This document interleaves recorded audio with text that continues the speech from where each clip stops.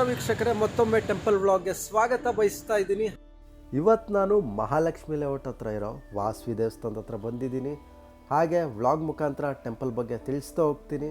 Address ಕೂಡ ಡಿಸ್ಕ್ರಿಪ್ಷನಲ್ಲಿ mention ಮಾಡಿರ್ತೀನಿ ಅಂತ ಹೇಳ್ತಾ ನಿಮ್ಮ ಸಪೋರ್ಟ್ ನನ್ನ ಮೇಲೆ ಇರಲಿ. ವ್ಲಾಗ್ನ ಕೊನೆವರೆಗೂ ನೋಡಿ ವೀಕ್ಷಕರೇ.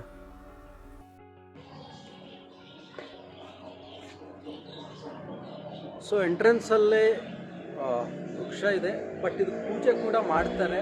ಯಾವ ವೃಕ್ಷ ಅಂತ ನನಗೂ ಗೊತ್ತಿಲ್ಲ.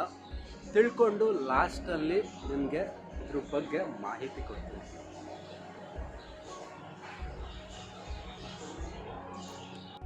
ಇದು ಬಂದು ಟೆಂಪಲ್ ಟೈಮಿಂಗ್ಸ್ ಆಗಿರುತ್ತೆ.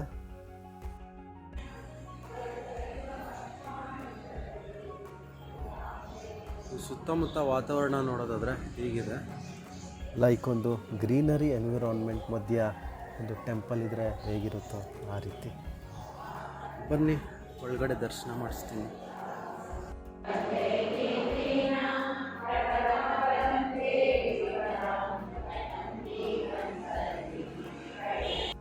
ವೀಕ್ಷಕರೇ, ನೀವೇನು ನೋಡ್ತಾ ಇದ್ದೀರಾ ಈ ದೇವರ ವಿಗ್ರಹಗಳನ್ನ, ಈ ವಿಗ್ರಹಗಳು ಬಂದು ಅಮೃತಶಿಲೆ ಕಲ್ಲಲ್ಲಿ ಕೆತ್ತನೆ ಮಾಡಿ ಪ್ರತಿಷ್ಠಾಪನೆಗೊಂಡಿರೋದು. ಹಾಗೆ ಈ ಕಲ್ಲಿನ ಬಗ್ಗೆ ವಿಶೇಷತೆ ಏನಪ್ಪ ಅಂದರೆ, ನಾವು ದೇವರ ಮಂತ್ರ ಹೇಳಿದಾಗ ಅಥವಾ ಅಷ್ಟೋತ್ತರ ಹೇಳಿದಾಗ ನಾವು ಹೇಳೋದನ್ನ ಈಸಿಯಾಗಿ ಅಬ್ಸರ್ವ್ ಮಾಡ್ಕೊಳುತ್ತೆ ಈ ಕಲ್ಲು. ಆದ್ದರಿಂದ ದೈವಿಕ ಶಕ್ತಿ ಅನ್ನೋದು ಈ ಕಲ್ಲಲ್ಲಿ ಹೆಚ್ಚಿಗೆ ಅಡಕವಾಗಿರುತ್ತೆ. ನಾವೇನೋ ಒಂದು ದೇವರ ಹತ್ರ ಸಂಕಲ್ಪ ಮಾಡಿಕೊಂಡಾಗ ಅಷ್ಟೇ ಶೀಘ್ರವಾಗಿ ಸಂಕಲ್ಪ ಈಡೇರುತ್ತೆ ಕೂಡ. ಈ ಕಲ್ಲು ತಂಪಾಗಿರೋದ್ರಿಂದ ನಾವು ರೈನಿ ಸೀಸನ್ಗಳಲ್ಲಾಗಲಿ, ಸಮ್ಮರ್ ಸೀಸನ್ಗಳಲ್ಲಾಗಲಿ ಅಥವಾ ವಿಂಟರ್ ಸೀಸನ್ಗಳಲ್ಲಾಗಲಿ ದರ್ಶನ ಮಾಡೋದ್ರಿಂದ ಆ ಇನ್ಸೈಡ್ ಎನ್ವಿರಾನ್ಮೆಂಟಲ್ಲಿ ಅದೇ ತಂಪುತನ ನಾವು ಫೀಲ್ ಮಾಡ್ಬೋದು.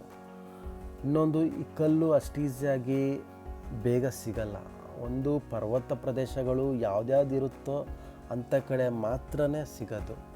ನೀವು ಇಂಥ ಲೈಕ್ ಅಮೃತಶಿಲೆ ಕಲ್ಲಲ್ಲಿ ಮಾಡಿರೋ ವಿಗ್ರಹಗಳನ್ನ ನೀವೊಂದು ಸಾಯಿಬಾಬಾ ಟೆಂಪಲಲ್ಲಿ ನೋಡ್ಬೋದು. ಅದು ಬಿಟ್ಟರೆ ಬೆಂಗಳೂರಲ್ಲಿ ರೇರೆಸ್ಟ್ ಟೆಂಪಲಲ್ಲಿ ನೋಡ್ಬೋದು. ಅಂಥದ್ರಲ್ಲಿ ವೈಷ್ಣವಿ ಟೆಂಪಲಲ್ಲಿ ಕೂಡ ನೀವೊಂದು ನೋಡೋದೊಂದು ಸೌಭಾಗ್ಯ ಆಗಿರುತ್ತೆ ಮತ್ತು ವಿಶೇಷತೆ ಕೂಡ. ಇಲ್ಲಿ ನವಗ್ರಹ ದೇವರ ಸಾನ್ನಿಧ್ಯ ಇದೆ ಕಣ್ರಿ.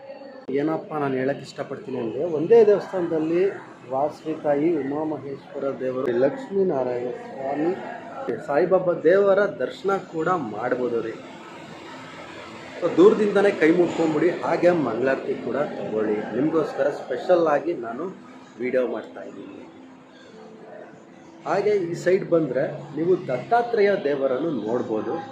ಶಿವ, ವಿಷ್ಣು ಮತ್ತು ಬ್ರಹ್ಮ ದೇವರ ರೂಪನೇ ಈ ದತ್ತಾತ್ರೇಯ ದೇವರು ಕಂಡು. ವೀಕ್ಷಕರೇ, ನೀವು ನೋಡ್ತಿರ್ಬೋದು, ಈ ಮರದ ವಿಶೇಷತೆ ಏನಪ್ಪ ಅಂದರೆ, ಇದು ದತ್ತಾತ್ರೇಯ ದೇವರು ವಾಸವಾಗಿರೋ ವೃಕ್ಷ ಅಂತೆ. ಹಾಗೆ ಇದು ಔಡುಂಬರ ವೃಕ್ಷ ಅಂತಲೂ ಕರೀತಾರಂತೆ ಕಣ್ರಿ. ಇವಾಗ ನಾವು ಎಷ್ಟೊಂದು ದೇವಸ್ಥಾನದಲ್ಲಿ ದೇವ್ರನ್ನ ದರ್ಶನ ಮಾಡ್ಕೊಳಕ್ಕಾಗಿರಲ್ಲ, ಅಥವಾ ಯಾವುದೋ ಒಂದು ಸಿಚುವೇಶನಿಂದ ದೇವಸ್ಥಾನಕ್ಕೆ ಹೋಗಿರೋಕ್ಕಾಗಿರಲ್ಲ. ಅಂಥ ಸಮಯದಲ್ಲಿ ಯಾವುದಾದರೂ ದೇವರ ವೃಕ್ಷವನ್ನು ಪ್ರದಕ್ಷಿಣೆ ಮಾಡಿದ್ರೆ ಸಾಕು ಅಂತೆ. ಆ ದೇವರ ಆಶೀರ್ವಾದ ಪಡಿಬೋದು ಕಣ್ರಿ. ಇನ್ನೊಂದೇನಪ್ಪ ಅಂದರೆ, ಈ ಮರದಲ್ಲಿ ಗಣಪತಿ ದೇವರ ರೂಪ ಇದೆಯಂತೆ. ಇಲ್ಲಿನ ಭಕ್ತಾದಿಗಳು ಹೇಳೋ ಮಾತಿದು. ಸೊ ಇಲ್ಲಿಂದಲೇ ನಮಸ್ಕಾರ ಮಾಡ್ಕೊಳ್ಳಿ. ಜೈ ದತ್ತ ಅಂತ ಹೇಳಿ.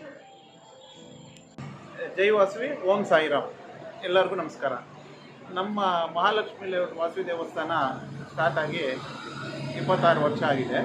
ಆಯಿತಾ, ನಮ್ಮ ಇದರಲ್ಲಿ ವಾಸವಿ ದೇವಸ್ಥಾನ ಆದ್ರೂ ನಮ್ಮದು ಎಲ್ಲ ದೇವರು ಇದ್ದಾರೆ. ನಮ್ಮ ಈ ದೇವಸ್ಥಾನದಲ್ಲಿ ಸಾಯಿಬಾಬಾ ಇದ್ದಾರೆ, ಮತ್ತು ಗಣೇಶ ಇದ್ದಾರೆ, ಆಂಜನೇಯ ಸ್ವಾಮಿ ಇದ್ದಾರೆ, ಶಿವ ಇದ್ದಾರೆ, ಮತ್ತು ಲಕ್ಷ್ಮೀನಾರಾಯಣನೂ ಇದ್ದಾರೆ ನಮ್ಮ ದೇವಸ್ಥಾನದಲ್ಲಿ. ದತ್ತಾತ್ರೇಯ ಎಲ್ಲ ನಾವು ಎಲ್ಲ ಕಾರ್ಯಕ್ರಮಗಳೂ, ಎಲ್ಲ ದೇವ್ರದ್ದು ಹಬ್ಬಗಳು ಎಲ್ಲ ಚೆನ್ನಾಗಿ ಮಾಡ್ತೀವಿ. ಮತ್ತು ಇಲ್ಲಿ ನಮ್ಮ ವಾಸವಿ ದೇವಸ್ಥಾನ ಬಂದ್ಬಿಟ್ಟು, ವಾಸವಿ ಬಂದುಬಿಟ್ಟು ಮೇಯ್ನು ಪಾರ್ವತಿ ದೇವಿ ಸ್ವರೂಪ. ಇದು ಪಾರ್ವತಿ ದೇವಿ ಸ್ವರೂಪ. ಅದಕ್ಕೋಸ್ಕರ ಶಿವ ದೇವಸ್ಥಾನ ಇದೆ. ನಮ್ಮಲ್ಲಿ ದಸರಾ ನವರಾತ್ರಿಗಳು ಮತ್ತು ವಾಸವಿ ಜಯಂತಿ, ಗುರುಪೌರ್ಣಮಿ ಮತ್ತು ಶ್ರೀರಾಮನವಮಿ, ಯಾಕಂದರೆ ಬಾಬಾ ಇರೋದ್ರಿಂದ ಗುರುಪೌರ್ಣಮಿ, ಶ್ರೀರಾಮನವಮಿ ಮತ್ತು ದಸರಾನಲ್ಲಿ ಎಲ್ಲ ವಿಜೃಂಭಣೆಯಾಗಿ ಕಾರ್ಯಕ್ರಮಗಳು ನಡೆಯುತ್ತೆ. ಅದು ಬಿಟ್ಬಿಟ್ಟು ಅದಕ್ಕೆ ಸೇರಿಕೊಂಡು ನಾವು CSR ಆ್ಯಕ್ಟಿವಿಟೀಸು ಮಾಡ್ತೀವಿ. ಅಂದರೆ ಮಕ್ಕಳಿಗೆ ಬುಕ್ಸ್ ಕೊಡೋದಾಗಲಿ, ಇವಾಗ ಸರಸ್ವತಿ ದೇವಿ ಪೂಜೆ ಇರುತ್ತಲ್ಲ ದಸರಾದಲ್ಲಿ, ಆವಾಗ ಚಿಕ್ಕ ಮಕ್ಕಳಿಗೆ ಎಲ್ಲನೂ ಬುಕ್ಸ್ ಕೊಡ್ತೀವಿ ಮತ್ತು ಪುರಸ್ಕಾರ ಕೊಡ್ತೀವಿ, ಫಂಡು ಹೆಲ್ತ್ ಎಜುಕೇಷನ್ಗೆ ಹೆಲ್ಪ್ ಮಾಡ್ತೀವಿ, ಮತ್ತು ಯಾರಾದರೂ ಹೆಲ್ತ್ ರಿಲೇಟೆಡ್ ಇಶ್ಯೂಸ್ ಏನಾದರೂ ಇದ್ದರೆ ಅವ್ರಿಗೆ ಧನ ಸಹಾಯ ಮಾಡ್ತೀವಿ, ಯಾರಿಗಾದರೂ ಬ್ಲಡ್ ಬೇಕಾಗಿದ್ದರೆ ಬ್ಲಡ್ ಡೊನೇಷನ್ ಮಾಡಿಸ್ತೀವಿ. ಆ ಥರ ತುಂಬ CSR ಆ್ಯಕ್ಟಿವಿಟೀಸು ಮಾಡ್ತೀವಿ. ಮತ್ತು ಇದ್ರ ಜೊತೆಗೆ ನಮ್ಮ ದೇವಸ್ಥಾನದ ಪ್ರತ್ಯೇಕತೆ ಏನು ಅಂದರೆ, ನಾವು ಇದು ರಾಜ್ಯೋತ್ಸವನೂ ಮಾಡ್ತೀವಿ ಮತ್ತು ಇಂಡಿಪೆಂಡೆನ್ಸ್ ಡೇನೂ ಮಾಡ್ತೀವಿ. ಅಂದರೆ ಎಲ್ಲ ಥರ ಆ್ಯಕ್ಟಿವಿಟೀಸ್ ನಮ್ಮ ದೇವಸ್ಥಾನದಲ್ಲಿ ಸ್ಪೆಷಲ್ ಆ್ಯಕ್ಟಿವಿಟೀಸ್ ಎಲ್ಲನೂ, ಒಂದು ದೇಶಕ್ಕೋಸ್ಕರ ಮಾಡ್ತೀವಿ, ಒಂದು ದೇವಿಗೋಸ್ಕರ ಮಾಡ್ತೀವಿ, ಒಂದು ಜನರಿಗೋಸ್ಕರ ಮಾಡ್ತೀವಿ. ಎಲ್ಲ ಥರನೂ ಎಲ್ಲನೂ ಕಂಬೈನ್ ಮಾಡಿ ಒಳ್ಳೆ ಆ್ಯಕ್ಟಿವಿಟೀಸ್ ನಾವು ಮಾಡ್ತೀವಿ ಇಲ್ಲಿ ದೇವಸ್ಥಾನದಲ್ಲಿ. ನಮ್ಮಲ್ಲಿ ಆಲ್ಮೋಸ್ಟು ಇವಾಗ ಎನ್ರೋಲ್ಡ್ ಆಗಿರೋ ಮೆಂಬರ್ಸೇ 1,500 ಜನ ಇದ್ದಾರೆ. ಅಂದರೆ ನಮ್ಮ ಹತ್ರ ಮೆಂಬರ್ಸ್ ಡೇಟಾ ಇದೆ, ಅದರಲ್ಲಿ 1,500 ಜನ ಇದ್ದಾರೆ. ಟೋಟಲ್ ಆಗಿ ಮೊನ್ನೆ ದಸರಾದಲ್ಲಿ ದಿವಸಕ್ಕೆ 2,000 ಜನನೋ 2,500 ಜನ ನಮ್ಮ ದೇವಸ್ಥಾನ ವಿಸಿಟ್ ಮಾಡಿದ್ದಾರೆ, ಪ್ರಸಾದ ವಿನಿಯೋಗ ಆಗಿದೆ. ಅಂದರೆ ದಸರಾ 11 ದಿವಸದಲ್ಲಿ ಒಂದು 30,000 ಜನ ನಮ್ಮ ದೇವಸ್ಥಾನಕ್ಕೆ ವಿಸಿಟ್ ಮಾಡಿಬಿಟ್ಟು ಆಯಿತಾ ದೇವರ ಕೃಪೆಗೆ ಪಾತ್ರರಾಗಿದ್ದಾರೆ. ವೀಕ್ಷಕರೇ, ಇದಾಗಿತ್ತು ಇವತ್ತಿನ ಟೆಂಪಲ್ ವ್ಲಾಗ್. ಜಸ್ಟ್ ಇವಾಗ ದರ್ಶನ ಕೂಡ ಆಯಿತು. ಹಾಗೆ ನೀವೇನಾದರೂ ಮಹಾಲಕ್ಷ್ಮಿ ಲೇಔಟ್ ಬಸ್ ಸ್ಟಾಪ್ ಹತ್ರ ಬಂದರೆ ಅಲ್ಲಿಂದ ಫ್ಯೂ ಮೀಟರ್ಸ್ ಅಷ್ಟೇ ಕಣ್ರಿ ವಾಸವಿ ದೇವಸ್ಥಾನ. ಬಂದು ವಿಸಿಟ್ ಮಾಡ್ಕೊಂಡು ಹೋಗಿ, ಹಾಗೆ ದೇವ್ರ ದರ್ಶನ ಕೂಡ ಆಗುತ್ತೆ. ಐ ಹೋಪ್ ಈ ವ್ಲಾಗ್ ನಿಮಗೆ ತುಂಬ ಇಷ್ಟ ಆಗಿರುತ್ತೆ ಅಂತ ಅಂದ್ಕೊಂಡಿದ್ದೀನಿ. ನಿಮ್ಮ ಹೆಲ್ಪ್ ಏನಂದರೆ ಒಂದು ಲೈಕ್ ಆ್ಯಂಡ್ ಸಬ್ಸ್ಕ್ರೈಬ್ ಮಾಡಿರಿ. ನಿಮ್ಮೊಂದು ಲೈಕ್ ಆ್ಯಂಡ್ ಸಬ್ಸ್ಕ್ರೈಬ್ ನನ್ನ ಚಾನಲ್ ಗ್ರೋತ್ಗೆ ಹೆಲ್ಪ್ ಆಗುತ್ತೆ ಅಂತ ಹೇಳ್ತಾ ನಮಸ್ಕಾರ. ನಾನು ಮೋಹನ್. ಬಾಯ್.